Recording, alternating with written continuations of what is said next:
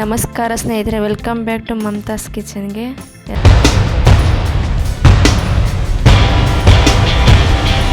Tomato ಚಟ್ನಿನ ಹೇಗೆ ಸುಲಭವಾದ ರೀತಿಯಲ್ಲಿ ಮಾಡುವುದು ಅಂತ ತೋರಿಸ್ಕೊಡ್ತಾ ಇದ್ದೀನಿ ಸ್ನೇಹಿತರೆ.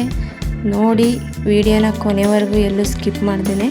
ಮಿಕ್ಸಿ ಜಾರ್ಗೆ 7ರಿಂದ 8 ಒಣಮೆಣಸಿಕಾಯಿ, ಒಂದು ಗೆಂಡೆ ಬೆಳ್ಳುಳ್ಳಿ, ನಂತರ ಸ್ವಲ್ಪ ಜೀರಿಗೆ, ಒಂದು ದಪ್ಪ ಸೈಜ್ ಈರುಳ್ಳಿ ತೊಗೊಂಡಿದ್ದೀನಿ.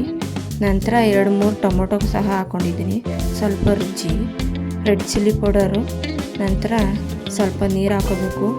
ನೀರು ಹಾಕೊಂಡ ನಂತರ ಚೆನ್ನಾಗಿ ನುಣ್ಣಗೆ ರುಬ್ಕೋಬೇಕು.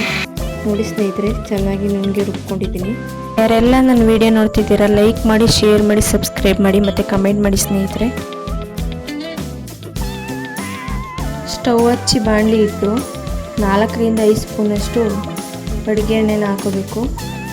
ಅಡುಗೆ ಎಣ್ಣೆ ಕಾದ ನಂತರ ಸಾಸಿವೆ, ಜೀರಿಗೆ, ಕರಿಬೇವು ಸೊಪ್ಪು ಹಾಕಿ ಫ್ರೈ ಮಾಡಬೇಕು. ರುಬ್ಬಿಟ್ಕೊಂಡಿರೋದ ಒಗ್ಗರಣೆ ಒಳಗಡೆಗೆ ಹಾಕೋಬೇಕು.